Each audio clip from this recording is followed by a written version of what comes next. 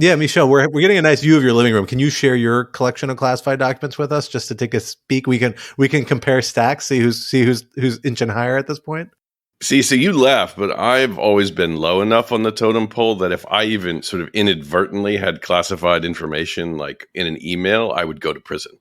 And that's sort of I think the big discrepancy in a lot of these things. You have people, if you're high enough in the institution, your possession of classified documents outside the ordinary parameters is not taken nearly as seriously as if you're an NCO in the military who, potentially miscarries something.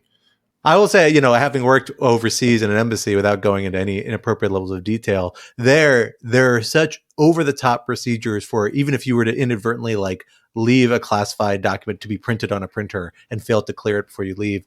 And then if you may have an offense, you are briefed by fully armed Marines in battle gear with assault rifles who come into your office. And if you answer wrong, they shoot you. Yeah, exactly. It is an intimidation campaign. And I'm like, all right, maybe we should have pursued that philosophy a little more broadly geographically and higher up the totem pole to get a little more discipline in this classified documents game.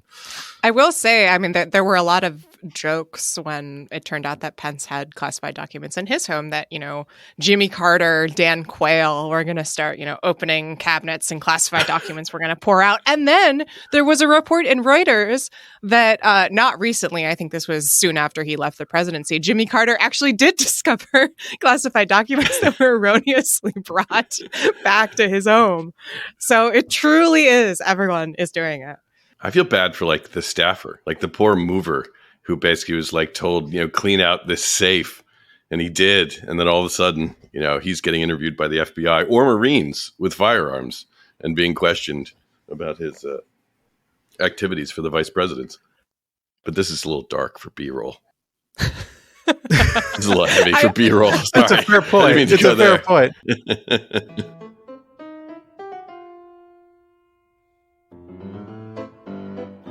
Hello, everyone, and welcome to Rational Security. I am one of your co-hosts, Scott R. Anderson, and I'm here with one of my other co-hosts, not two, unfortunately, this week, Quinta Jurassic. Hello. But in Alan Rosenstein's stead, we are thrilled to have with us lawyer extraordinaire, counsel for the Military Commission's Defense Office, partner at Curtis Millett Provost. We are thrilled to have with us lawfare friend and contributor, Michel Paradis. Michel, thank you so much for joining us here again on Rational Security. Thanks so much for having me back. At this point, I will say you are fortunate that I did not leave any gym clothes in the state of New York during a pandemic this time. So I think this is a much easier intro. Hopefully this time there's no additional obligations into coming on the show to discuss the return of my gym clothes of discarded dirty shorts and shoes. So thrilled to have you on under no means of coercion this time. I'm happy to be here completely voluntarily with nothing hanging over my head. Well, we are excited to have you here to talk about some stories that have been percolating in the national security news sphere for what we are going to call, in honor of one of those stories, the M1 Abrams Accord edition. Because we've seen a breakthrough on some talks about some tanks. We've seen some interesting steps being taken by the Treasury Department and some even more interesting steps being taken by your home state, the Empire State, New York. So let's dig into it this week. Our first topic, don't tank my chain. Western allies of Ukraine have finally agreed to a way forward in providing the country with tanks, an issue that has proven surprisingly contentious in recent weeks. Germany will now allow its Leopard tanks to be used in the near term, while the United States will send Ukraine a series of M1 Abrams tanks in the future, meeting the German demand for a matched U.S. contribution. Why was this so important to Germany, and what does it tell us about the broader state of the war? Topic 2, Slight of the Valkyries. The U.S. Treasury Department has slapped new sanctions on the Russian mercenary group, the Wagner Group, or the Wagner Group. Not sure how to pronounce that. I'm going to go with Wagner Group for the purpose of my pun. Labeling them a Transnational Criminal Organization, or TCO, even as U.S. officials continue to resist calls to designate them a terrorist organization. What explains this reticence? Is it warranted? And topic 3, Empire State of Mind. For the first time, the New York City District Attorney is trying someone under state criminal laws barring material support for terrorism that the state adopted following the September 11th attacks. Even though the criminal defendant in question was never present in New York, at least while committing the offenses, but merely knew his actions would have repercussions there. Is this a sensible move, or is there a reason for pause? For our first topic, Quinta, let me hand it over to you to get us started. All right. So earlier this month, the UK announced that it would be sending tanks to Ukraine, fulfilling a long-held request by Ukrainian President Volodymyr Zelensky that Ukraine's Western allies had previously declined to fulfill. And then after a great deal of dithering, and I truly cannot emphasize just how much dithering there was, Germany decided to go along with the UK, and we're recording this at 1:14 p.m. on Wednesday. I think just about an hour before we recorded, President Biden also announced that the United States would be sending tanks. This seems to have opened the floodgates because the New York Times reported that Finland, the Netherlands, and Spain are also sending tanks, and Poland has said that it's requesting Germany's permission to send German-made tanks, the very evocatively named Leopards, as well. So there are a lot of tanks heading to Ukraine.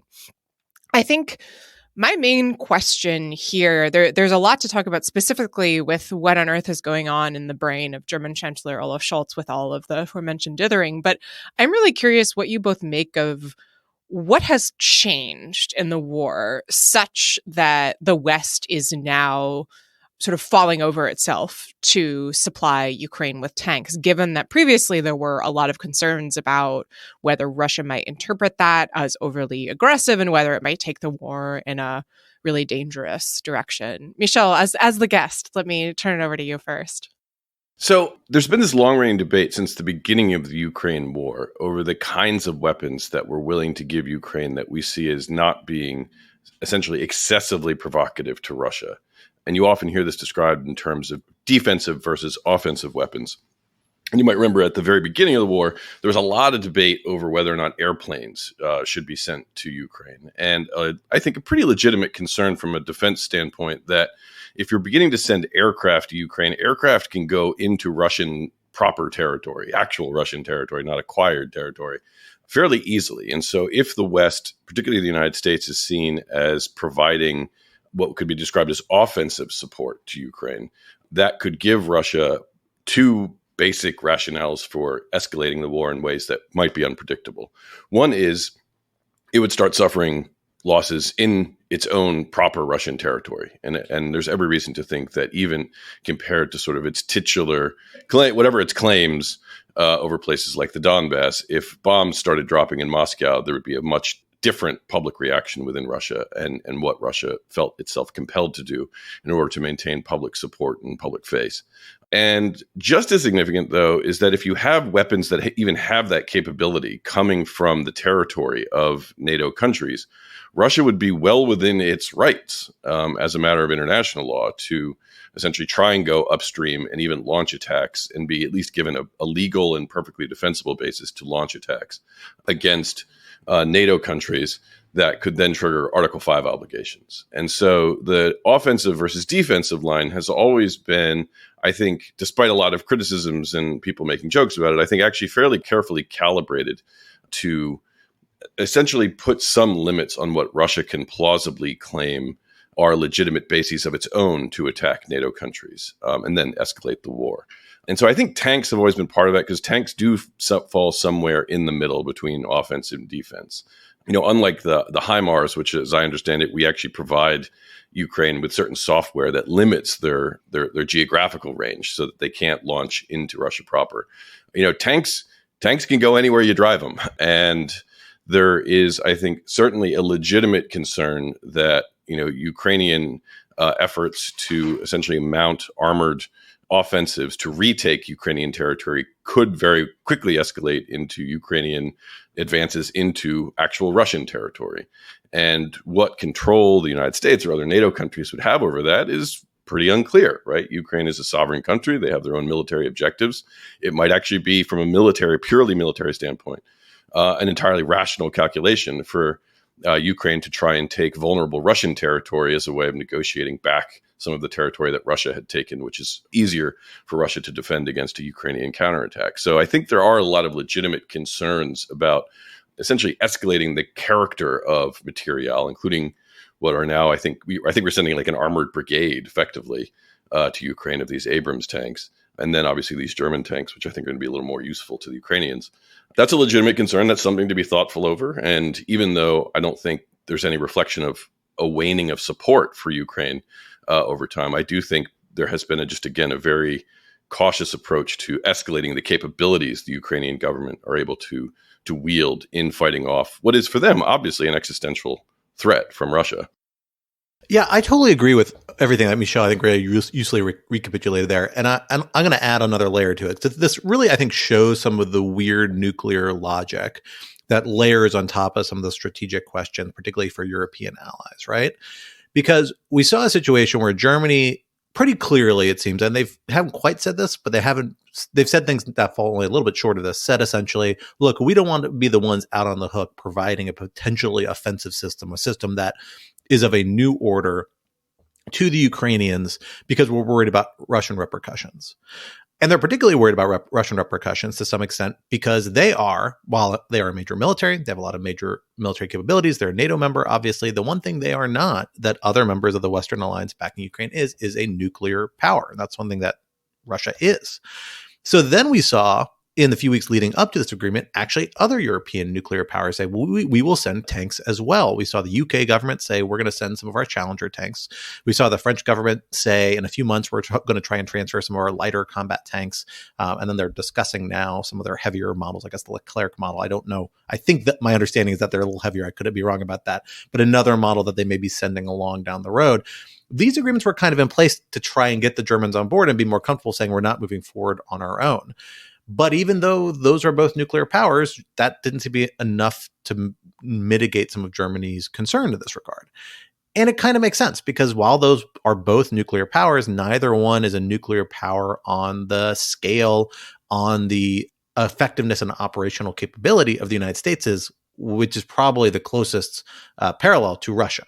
And so that's why Germany needed this buy-in. And I think we've seen this logic time and time again in regards to F-16s previously, in regards to a variety of other systems where European powers don't just want a collective security umbrella. They don't just want a nuclear security umbrella. They want a U.S. nuclear security umbrella alongside of this, or strong signs of it.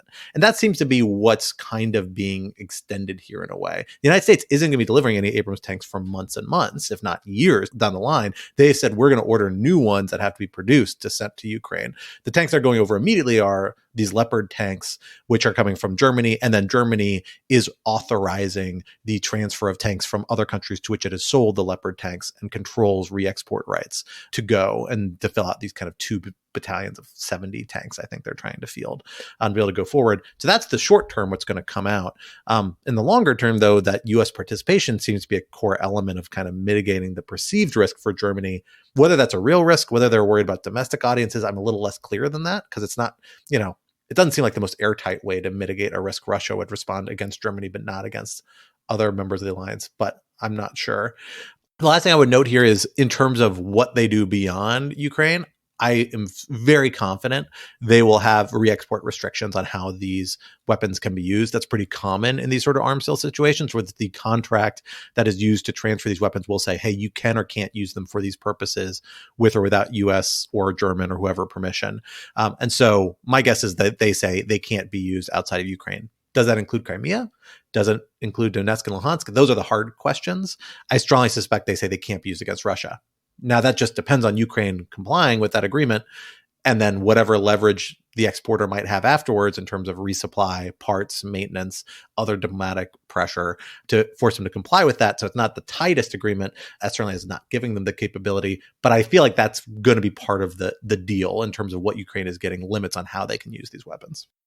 I think one thing to keep in mind, though, is that, support for the Ukrainians is I think pretty significant in Europe, surprisingly so, given how much particularly countries like Germany are actually having to shoulder, real costs in terms of energy prices as a consequence of their country's support for Ukraine. But Olaf Scholz is heading a coalition government that is pretty left-wing and pretty dovish, and supporting Ukraine with heavier artillery, including tanks, is actually not popular in Germany. I came across one poll that said anywhere from only about a third to at most a little less than a half of Germans even support sending tanks to Ukraine. There is, I think, a genuine cultural concern about escalation and just a general cultural concern about, the legacy of the last time that Russia and Germany were involved in a war in Ukraine. That's something that Russia has used to great propaganda value in its own conflict. And I think it is something that Germans are just very naturally going to be sensitive to, having that thrown into their face. So I do think there's a domestic politics to a lot of these international politics that goes on as well.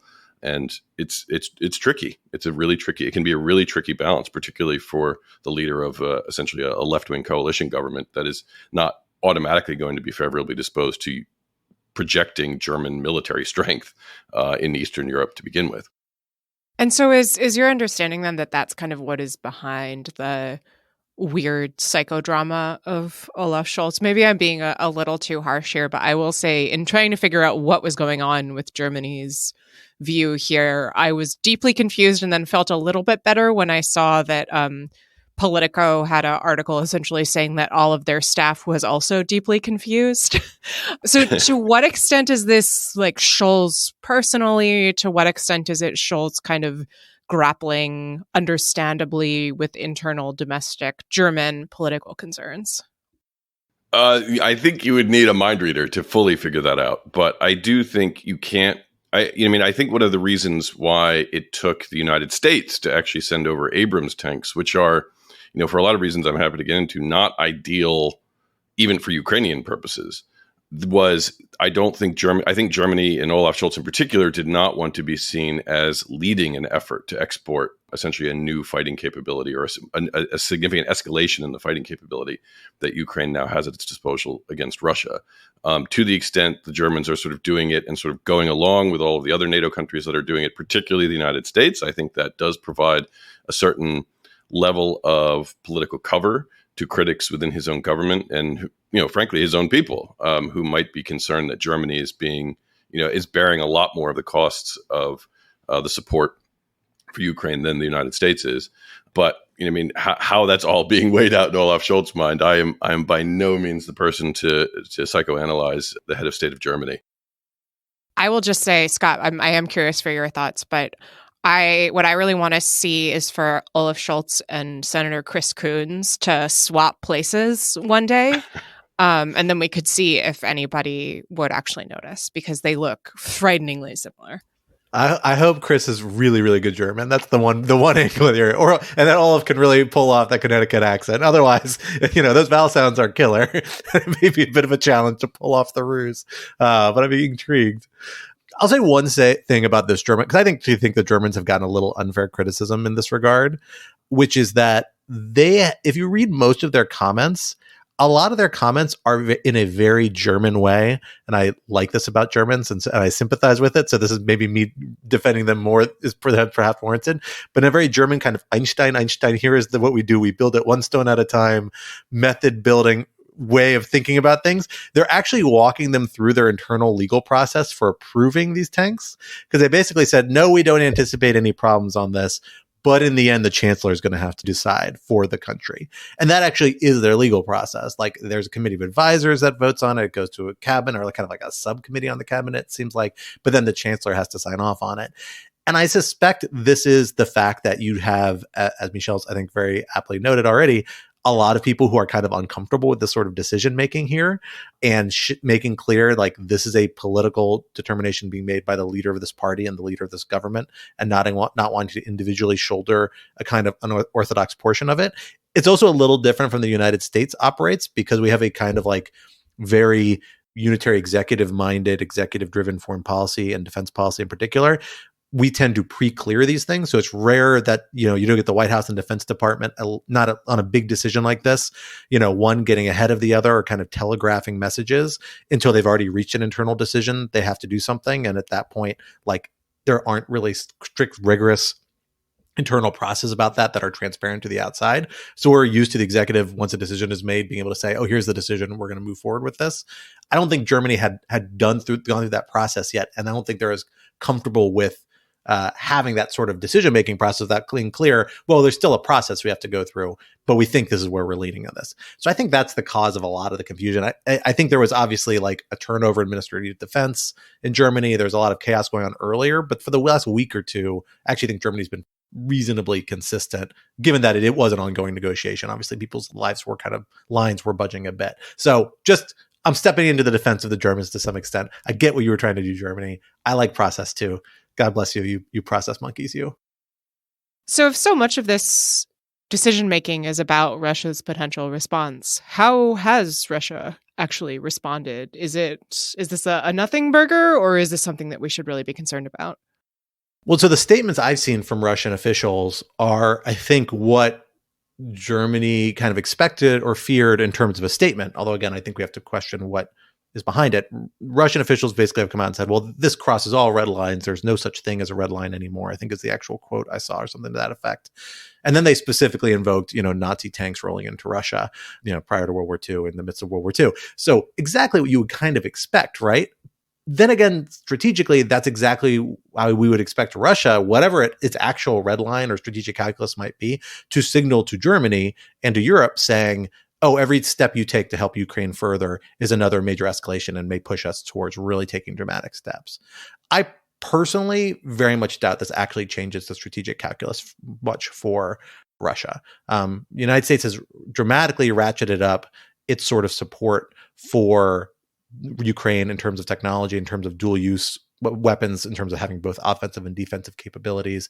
We've seen the HIMARS system being implemented really dramatically and hitting targets in far eastern Ukrainian territory, very close to the border. So, and that hasn't really budged Russia's primary red lines that we care about, which is about taking military action outside of Ukraine. And I don't expect this is going to cross that line, because they know once they do that, they've kicked open Pandora's box. And there's a lot more the West could do to back Ukraine or to involve themselves in this conflict if that box really gets kicked open. Maybe there'll be little provocations. I'm sure there'll be more rhetorical fire. Maybe they'll, clamp down on grain deals and things like that. But in terms of those fundamental red lines, I kind of doubt this changes it. And I will say part of that is probably because you're going to see a lot of signaling coming from Americans, Germans, and Europeans to Russia saying, we're not authorizing the Ukrainians to use this against Russians in Russian territory. This is just about Russia. Although maybe Crimea, maybe Donetsk and Luhansk. Well, going from some measures against Russia overseas, let's go to some measures against Russia at home, because we have seen the United States' own Treasury Department take an interesting step this past week.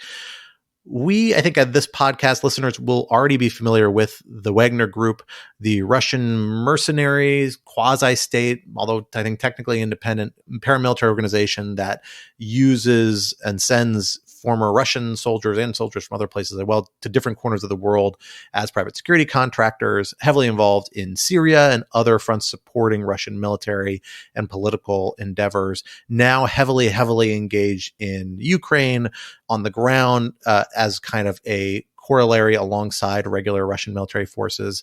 Kind of famously in recent weeks has been recorded trying to recruit additional soldiers from Russian prisons, saying you will get out of prison early and a stipend if you come join the Wagner Group, and then brutally murdering some of them when they defected, as was reported recently in some newspapers with some really disturbing stories and footage. A pretty brutal organization that has been tied to humanitarian abuses and terrible military movements really around the world, and that we've seen a lot of people arguing more steps need to be taken against. This step by the Treasury Department is probably the biggest one of those. They've now labeled the Wagner Group a Transnational Criminal Organization, a TCO, which invokes a sanctions regime under the International Emergency Economic Powers Act that blocks its assets and imposes potential penalties on people that engage it in ways that I think is most usefully described as material support, basically support its activities in various ways.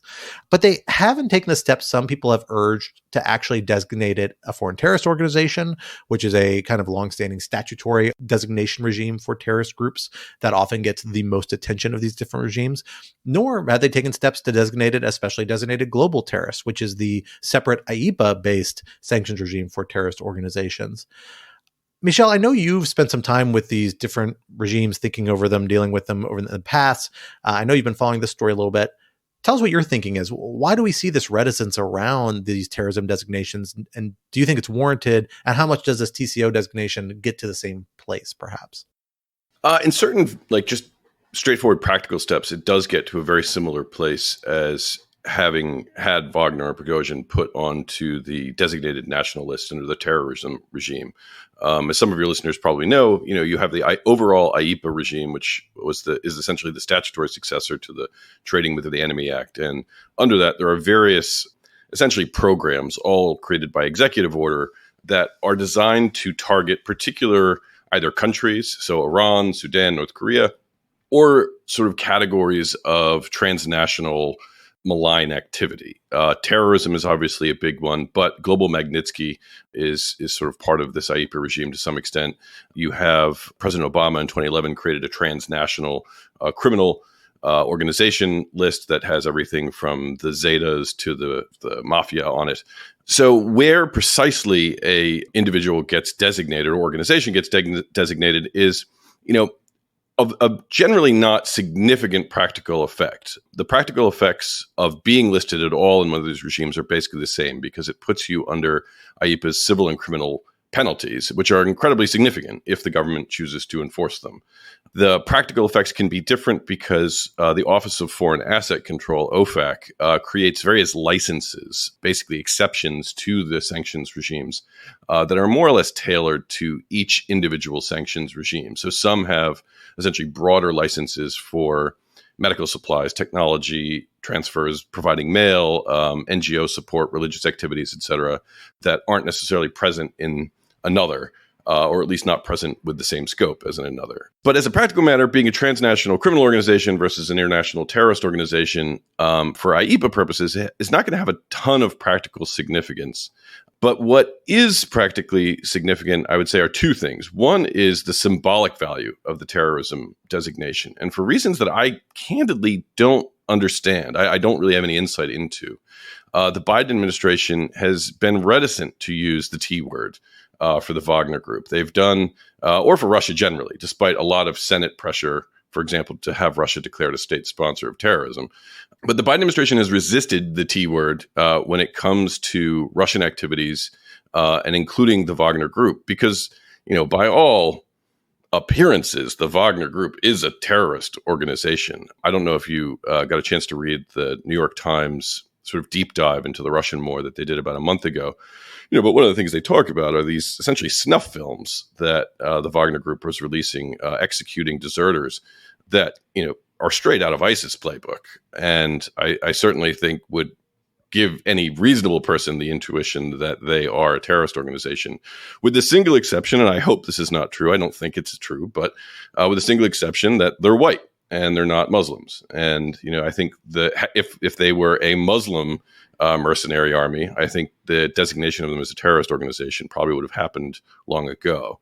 But the other practical effect of avoiding terrorism, and then more importantly, the foreign terrorist organization designation, which is different, is that there's a lot of resources already in place, law enforcement, interagency resources, intelligence resources that are earmarked for terrorist organizations that aren't necessarily earmarked for international criminal organizations. Various people with specialized knowledge in various fields are going to be working on counterterrorism issues that might not be then available to counter transnational criminal organization investigations. And then finally, the most, I think, practical effect, though, it has nothing to do with IEEPA sanctions, but is also the foreign terrorist organization designation, which is an entirely separate regime that is under the auspices of the State Department. And that's very significant because of the criminal penalties that carry from that. Unlike the IEEPA sanctions regime, where someone has to have essentially some kind of tie to the United States, right? These are sanctions that are primarily directed at, for example, banking institutions.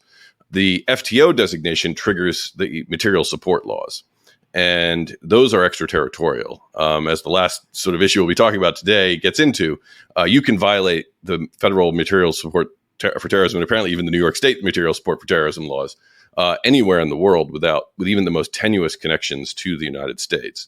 And so the strength of the criminal prohibition is a lot more significant if, in fact, the Biden administration moves forward to designate them as a foreign terrorist organization. There's been some legislative effort to push for that. There's the HARM Act that was introduced last Congress. And there is some precedent for this. Dianne Feinstein, actually, a resolution sponsored by Dianne Feinstein in the Senate about 10 years ago, was really one of the principal reasons that the Haqqani network was ultimately designated as a foreign terrorist organization, something that the Obama administration was, in a sense, kind of reticent to do for a long time because of the Haqqani's sort of unique status in Afghanistan and Pakistan. So there's definitely a lot of pressure there. Why the Biden administration is not crossing that threshold is kind of a mystery. There does seem to be this resistance to characterizing Russia's activities, particularly in Ukraine, but Russia's activities generally as a kind of terrorism, even though the duck seems to be quacking. Yeah, I'll just say, I mean, it really is worth emphasizing just how awful a lot of Wagner's exploits are, and pointing to that same New York Times piece that you referenced, Michelle. It's essentially that Wagner recruited people who were in Russian prisons to fight with them in the war in Ukraine. And then in the case of at least one person, when he deserted on the front line and was traded back to Russia. Yeah, I mean, it's a snuff film. They're describing cold-blooded murder in a really, really gruesome way. They've also been involved in similar actions across Africa. I'm not precisely sure where, but I know it's in multiple countries, I believe, in the center of the continent. They've been involved in various disinformation operations, which is not nearly as severe, but still worth flagging. And it's also worth mentioning that they're run by Yevgeny Prigozhin, who is also often known as Putin's chef, because he also runs a catering business. And people who were following the Russia investigation back in the day will recall that he was also behind the Internet Research Agency that ran efforts to interfere in the 2016 US election, all of which is to say that not only is Wagner sort of unbelievably awful, but it's also extremely closely linked to the Russian state and to Putin personally. Which kind of leads me back to, I mean, the same question that I just asked in the previous segment. Is there any concern, or do either of you have any concern, or have you seen any response from Russia about the fact that this organization that is so closely linked to the Kremlin has been designated in such a way? Or does the fact that the Kremlin is kind of nominally keeping kind of an arm's length prevent that blowback? Or could that help explain why the Biden administration has been hesitant to use the T word, as you said, Michelle, that somehow using this designation will not piss off Putin, but the other one will? My suspicion is that there's a common answer to all of this, but it actually has less to do with Russia than it does with third-party states that have relationships with Russia. This particular designation is notable because it's specifically against the Wagner Group. It specifically, blocks its assets, installs a lot of potential financial penalty for groups that engage with it to various degrees. But it doesn't fully implicate the scope of what certain other measures might. So in 2019, the Trump administration amended the SDGT, the specially designated global terrorist regime, to allow for more easily secondary sanctions, a variety of measures against particularly financial institutions that are engaged in transactions with designated SDGTs. Those groups would already be at risk of potential designation under both the prior SDGT regime and I think the TCO regime as it's structured, which looks a lot like the old SDGT regime as I looked at them kind of side by side earlier today.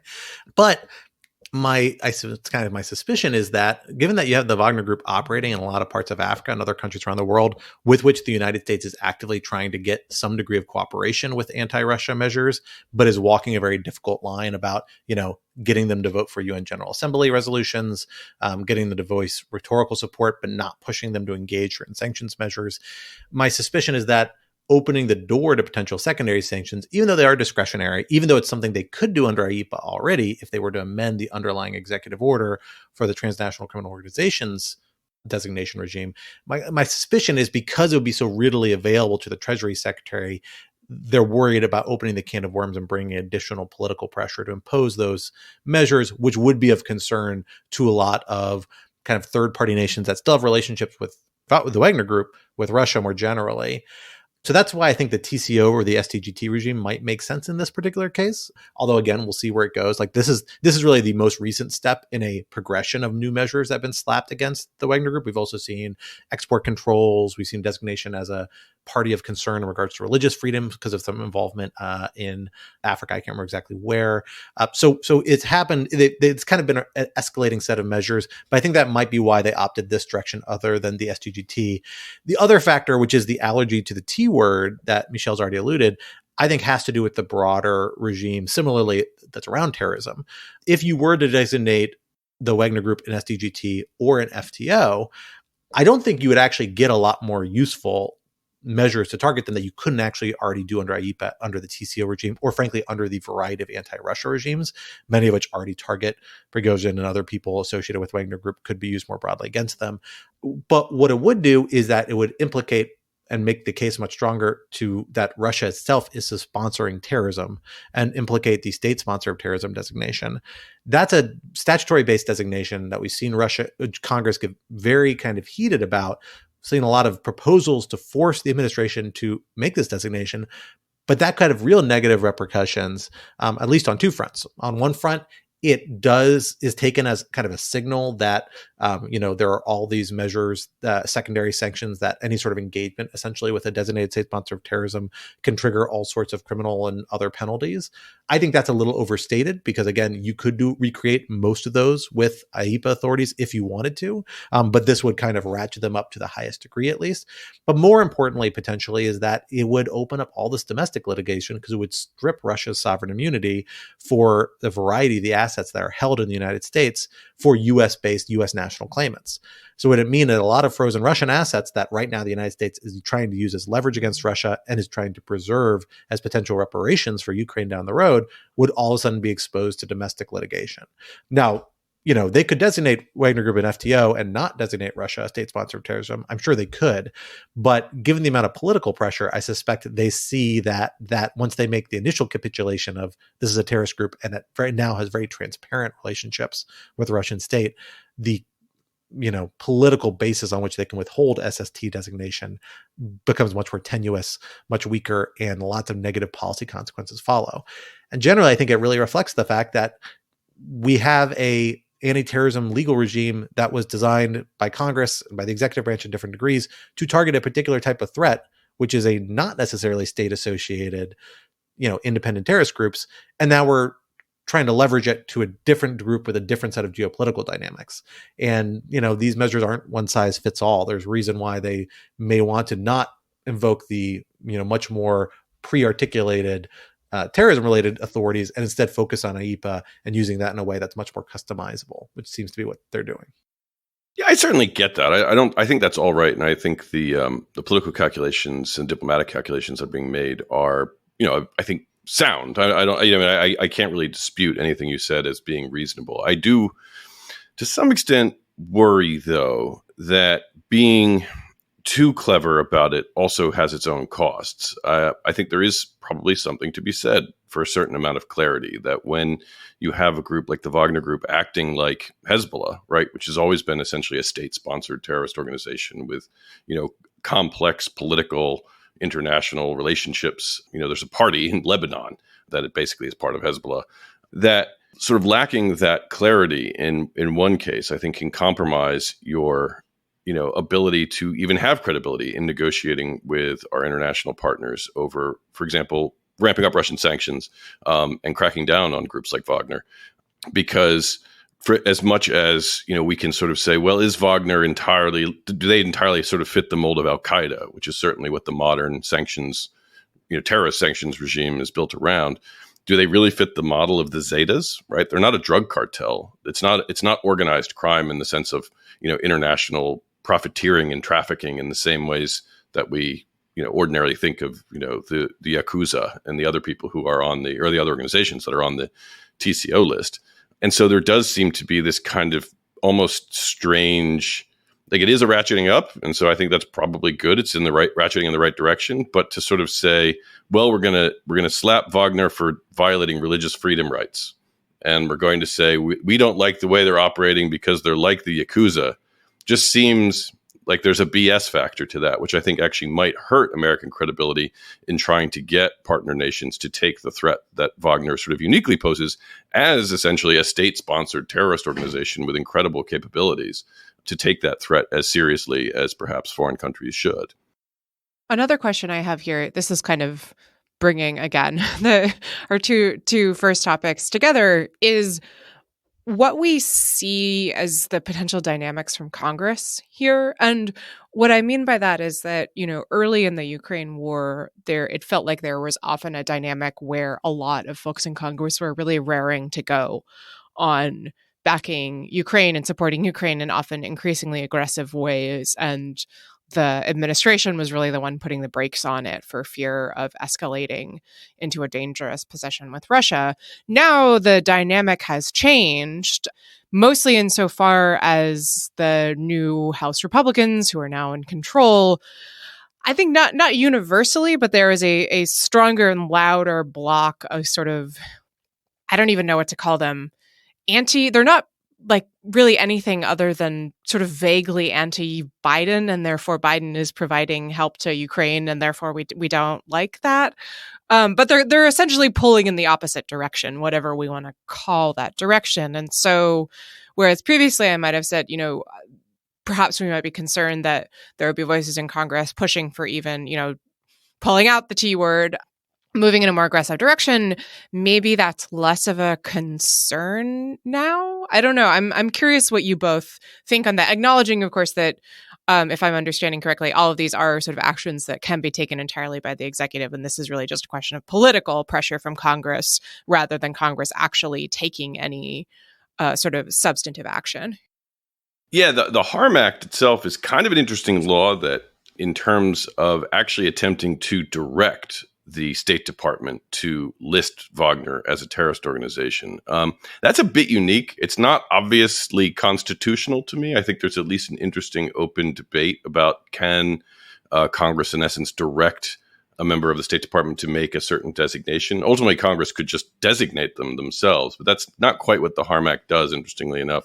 And even the Feinstein bill, which had the effect in, I think it was 2012, of essentially leading to the designation of the Haqqani network, didn't actually force it. It was sort of like a sense of Congress that the Haqqani network should be designated as a foreign terrorist organization. And Secretary Clinton sort of took that lead and went with it.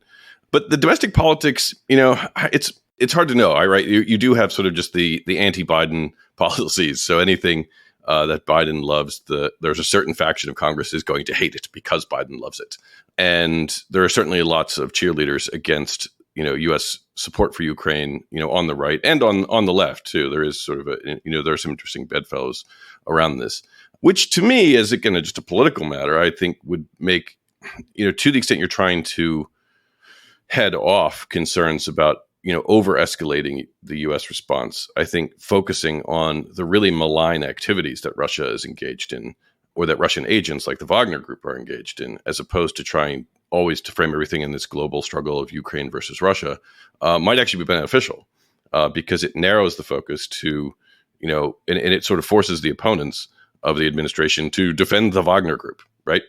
and that's not something I think most members of the House and Senate would actually be willing to do. And so I do think there are political upsides to sort of focusing on, again, Russia's really the actions that Russia is taking that are really profoundly malign. I think you saw some of that at the end of December when they actually did pass the expansion of the War Crimes Act to make it extraterritorial. That was, I think, done because there was a lot of evidence of Russian war crimes, and the United States wanted to have the criminal law tools to be able to go after Russian war criminals without concerns about extraterritoriality. And I think similar opportunities might present themselves for, again, focusing on organizations like the Wagner Group, who are essentially operating as a terrorist organization off the leash in Ukraine. So, Michel, you kind of teased our third topic, which has to do with this very interesting case of a New York State prosecution of Islamist preacher named Abdullah al-Faisal, who is now on trial in Manhattan for conspiring to provide support for terrorism. Under that description, if you ignore the fact that this is a New York State prosecution, that sounds very familiar. We've all seen plenty of cases involving material support prosecutions in the federal system, but as we said, this is in the New York State system.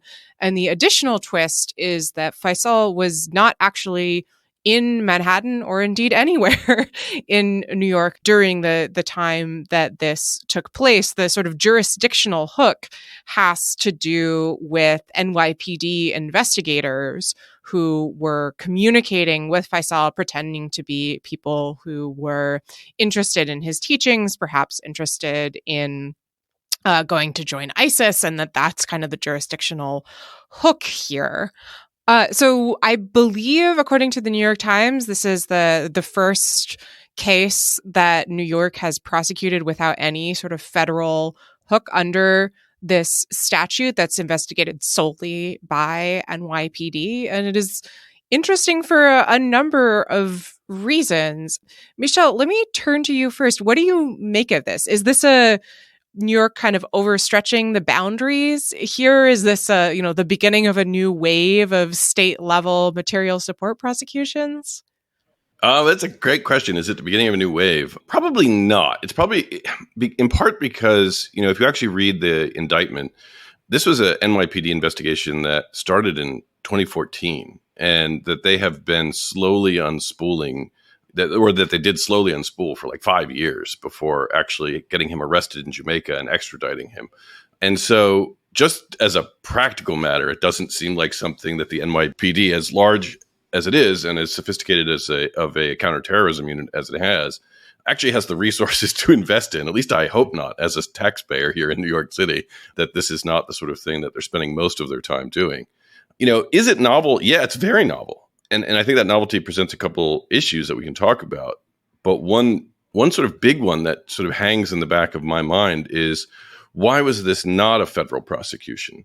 Why did this, it's not as if the Justice Department, and particularly the FBI, has any hesitation about using undercover operations to, in some cases, borderline entrap individuals who might be seen as potentially dangerous under the terrorism laws.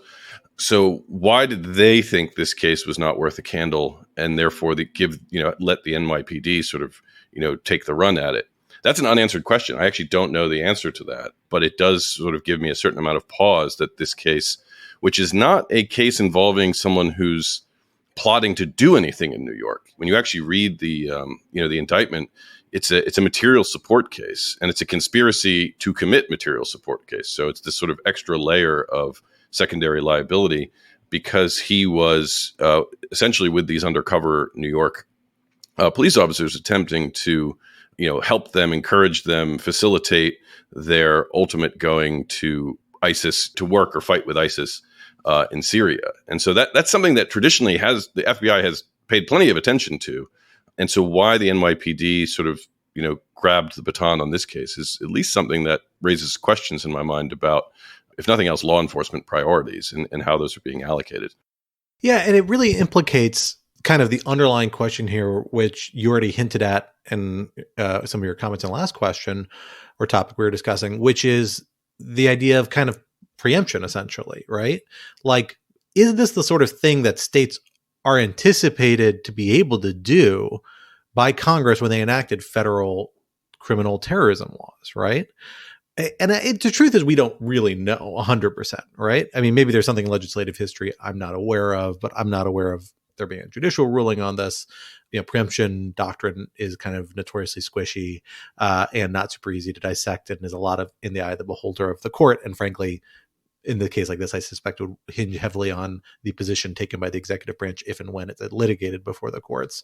But it's kind of a hard question, right? On the one hand, you could see a case being made that this is a hard set of crimes to prosecute. And of course, you would want, a village to raise this child of prosecuting terrorism. And so you will decentralize and allow people, 1,000 flowers to bloom in combating terrorism in various regards.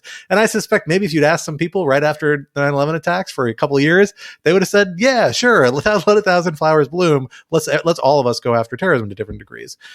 I think a more reasonable view, probably now, 20 years after the fact, and that people have gravitated towards, is that combating terrorism actually intersects with a lot of other U.S. interests. It's a complicated, difficult issue. It raises lots of constitutional issues. It raises lots of human rights, international law issues and questions, and requires a little bit of a careful hand. And for that reason, you would not want 1,000 flowers to bloom. You would not want 1,000 cooks in the kitchen. You would want somebody best positioned to evaluate the national interest to do this, and that's usually the federal executive branch. And then the politics around this are so difficult anyway. No president's going to want to weigh into a court and say that, and say, no, we really think states shouldn't be able to do something like this. But they might if this were a really problematic case. It strikes me as this one isn't. I think probably the Justice Department or federal government would have gone to the New York state government and said, hey guys, cut it out. Don't make us go into court and actually argue you can't do this. Let's not bring this particular case. Maybe they've done that with other cases. That's why this is the first one. It's the one that's kind of vanilla enough to be brought. But it's a really tricky policy question this raises. This particular prosecution, maybe not so much. It seems like a pretty straightforward case of material support. The biggest question is jurisdictional, because again, the hook is just that the police officers that asked this person for help connecting with someone to ISIS did so from the state of New York and claimed to be residents in the state of New York. That's the only hook I can find, which seems a little weak, but maybe enough because the guy has been extradited and is now in New York State and they can exercise, tag jurisdiction over him. It is like, I wouldn't be surprised if this succeeds, and maybe it won't raise the bigger policy questions because it's just such a sui generis case. But those are tricky policy questions. And I actually think it's worth thinking about in the other context where we think about terrorism, maybe even more often these days, in the domestic terrorism context, because it's almost the mirror opposite, right? Like that's a case where actually there are real substantial constitutional barriers on the degree to which the federal government can, completely federalize those sorts of offenses. Probably, we don't 100% know, but I suspect there are some at least, and that where they really do rely upon coordination from local and state law enforcement to lead a lot of those investigations, both because it is highly decentralized sort of threat and is spread across the United States, and because of that, it's really implicates a lot of the sort of crimes that states traditionally have primary jurisdiction over, not the federal government. And so it's such a sharp contrast in how we approach two prongs of what we think of as the same phenomenon, terrorism. It's really hard to balance out the different equities. I mean, one additional complicating factor, which doesn't, I believe, appear in the New York Times' recent reporting about the case, but does show up in the 2017 article that was written when Faisal was first charged in New York State, is whether the federal government might have held back from pursuing the case. Because if you cast your mind back to September 2017 or August 2017, when this was charged, the Attorney General was, of course, none other than Jeff Sessions, who had raised questions about whether terrorism cases should even be brought in civilian courts, or whether military tribunals should be used. So, Michel, I'm sure you have thoughts about that. But what the Times story from 2017 suggests is that because Sessions had suggested that maybe suspected terrorists should be tried in Guantanamo, that the federal government and the Justice Department were not hugely enthusiastic about beginning any federal terrorism prosecutions during that time that would require the massive administrative logjam that would be sending someone to Guantanamo and then figuring out what on earth to do with them once they were there. So I do wonder to what extent that played into the thinking. Well, Jamaica is a lot closer to Guantanamo than it is to New York, so maybe that was at least part of their calculus. It's a really strange case. On the one hand, screw this guy. He was clearly up to no good, and it's hard to feel too much sympathy for him, and particularly as a New Yorker. And I would feel a lot less sympathy if, again, he was plotting to do something in New York. But I think I'm not sure this case would have been 100% viable in the federal system for at least one major reason, and that is, so New York, passed its material support law, which, basically kind of tracks the section 2339 A and B of the Federal Criminal Code, which are the sort of classic material support offenses. But they enacted it right after 2001, which is significant because that's before the Humanitarian Law Project litigation really got underway in the Ninth Circuit. And a major consequence of the Humanitarian Law Project litigation was not only the sort of famous Supreme Court decision in 2010, but it was a lot of legislative changes that Congress made along the way to narrow and clarify and make the provisions of material support, and indeed what is material support, far more specific to avoid real First Amendment problems that the statute was identified to have in the Ninth Circuit, in the litigation ultimately leading up to the Supreme Court's decision. And the Supreme Court took those legislative revisions of the material support statute and observed them and sort of said, look, these are very significant in clarifying the law and making it far more precise to avoid precisely the free association and free speech problems that you might otherwise have.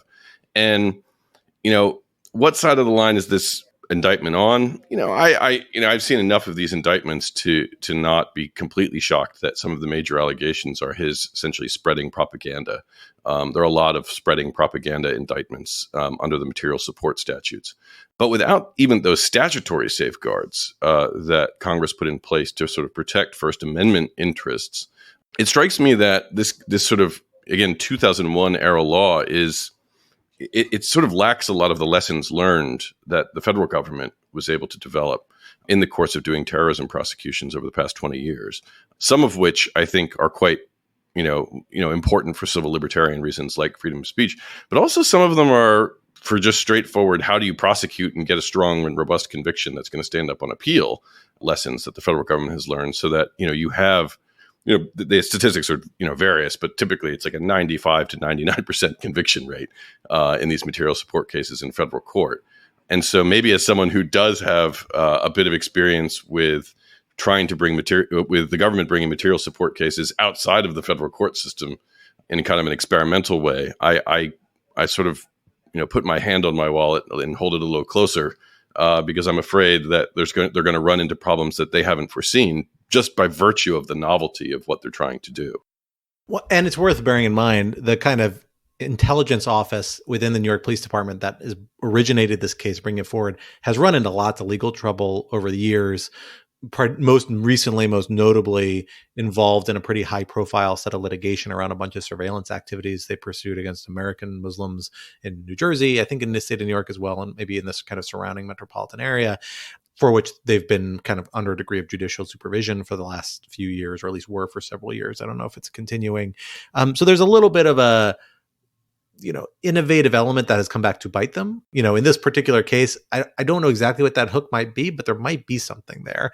I will say, if nothing else, the indictment we saw really hinges upon a lot of messages that's not particularly encouraging, because a lot of the inferred meaning of these messages they're sending back and forth that they cite is on the interpretation of terms like hijra and dar al-harb, which are kind of Arabic terms that have different meanings, and that the police department is saying in this context this meant assisting ISIS, and they don't always mean that in a variety of other contexts. Now, in this case, this defendant is a well-known guy who's pretty well documented, having pursued activities backing ISIS and other national terrorist groups in the UK, in Jamaica.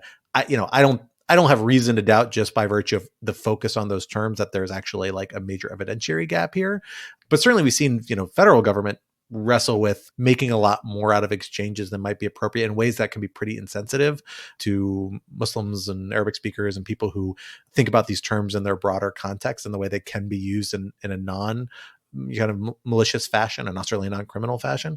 So the focus on that, I think underscores again that it might not be the most sophisticated experience effort brought in this particular case. And that just means it might run into issues down the road, certainly if it were replicated in the future. Again, there may be a good reason to think it's not, though. Then again, New York is still funding this intelligence office, so we don't really know. They seem to have decided it's worth some sort of long-term commitment to some degree, and maybe this is the tip of the spear for a broader effort. Well, folks, that is all the time we have for this conversation today, but this would not be Rational Security if we did not leave you with some object lessons to think over in the week to come until we are back in your podcast devices. Quinta, what is your object lesson to share with us this week? I would like to recommend another podcast, which I recently binged on. It is called Shameless. No competition. It's a very different podcast. It is called Shameless Acquisition Target, and it is by a longtime, I think, executive in the podcast biz and podcaster Laura Meyer. It is a delightful little romp that is essentially about her decision to cash in and sell out on podcasting. Those are her words, not mine. And in order to buy a house. And in the process, it's sort of a walk through the guts of the podcasting industry.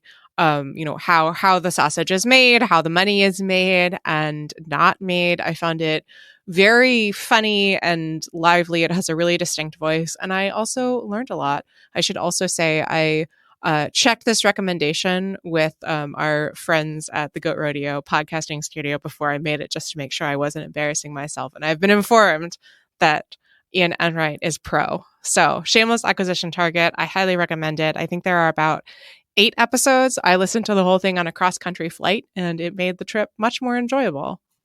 I will say, even the website for this podcast is kind of amazing. Oh, the merch is so good. Amazing. They just says merch in all caps, like every 8 words, and it's just bright, colorful flashes, kind of like McDonald's style, just red and yellow, designed to make you hungry and think of ketchup and mustard, just to get you salivating over whatever it is this person's selling. So I'm excited to check it out. It is on my list. For my object lesson, wanted to shed some light on a musical artist that I actually was surprised to learn I have not actually mentioned, because she has been in my kind of constant playlist really for the last several years. Maybe I may have started listening to her before we started Ratsack 2.0, which may be why I haven't mentioned her.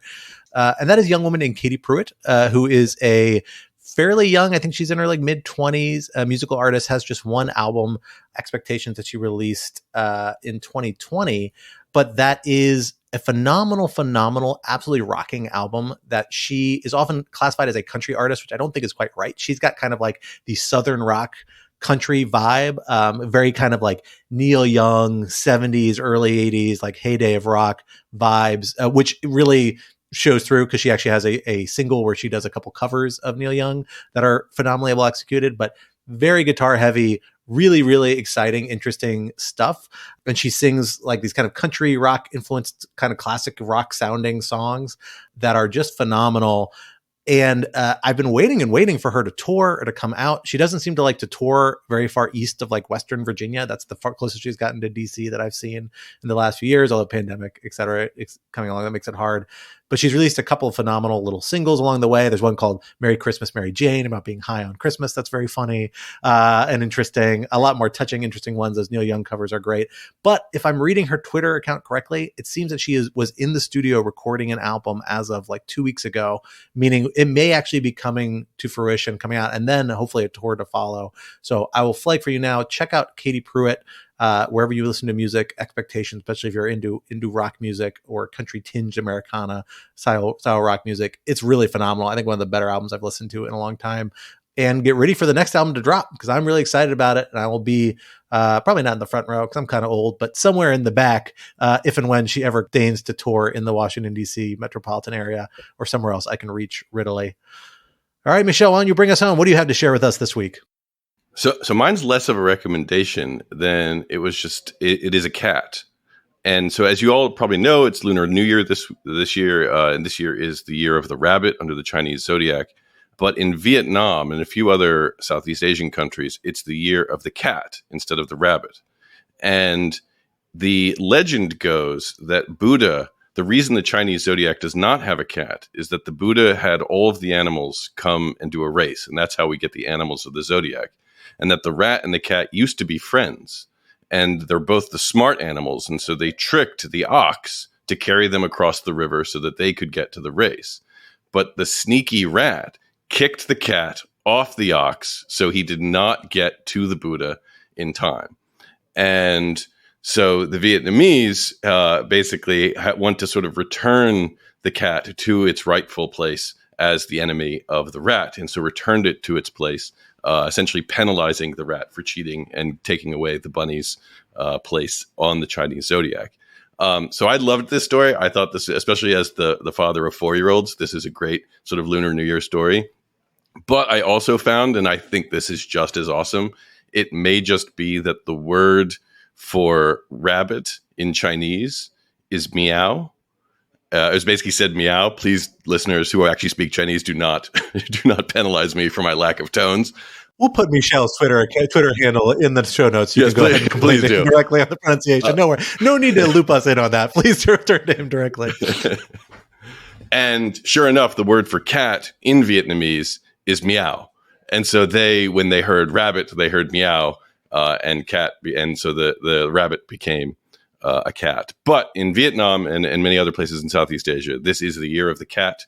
And so happy year of the cat or of the bunny, depending on your preference. I love it. That is a phenomenal story. That's a delightful story. I like that. Calendar. I feel like, Chinese calendars and other calendars are so much more interesting than our particular calendar. We got to get some more kind of symbology wrapped into this to some extent. But 2023, I guess, is fine too. That's okay. Well, folks, that, for better or for worse, brings us to the end of this week's episode. Rational Security is a production of Lawfare. Be sure to follow us on Twitter at RATL Security, and be sure to leave a rating or review wherever you might be listening. And while you're at it, visit lawfareblog.com for our show page with links to past episodes, for our written work and the written work of other Lawfare contributors, and for information on Lawfare's other phenomenal podcast series. And be sure to sign up to become a material supporter of Lawfare on Patreon for an ad-free version of this podcast and other special benefits. Our audio engineer and producer this week was Noam Osband of Goat Rodeo, and our music, as always, was performed by Sophia Yan. And we are once again edited by the wonderful Jen Patcha Howell. On behalf of my co-host Quinta and our special guest, Michel Paradis, I am Scott R. Anderson, and we will talk to you next week. Until then, goodbye.